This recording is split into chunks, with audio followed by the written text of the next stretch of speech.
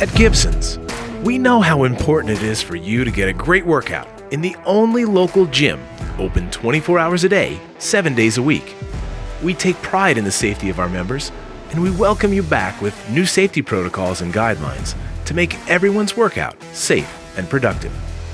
In accordance with safety guidelines, we require that all members wear a mask and stay socially distant. In addition, we have placed sanitary wipe-down stations every 10 feet and require that all members clean and sanitize the equipment immediately after use. The cardio machines have been outfitted with 12-gauge polypropylene sheeting to protect our members. There's even things you don't see. Viruses and bacteria are always around us, and UV light is detrimental to them.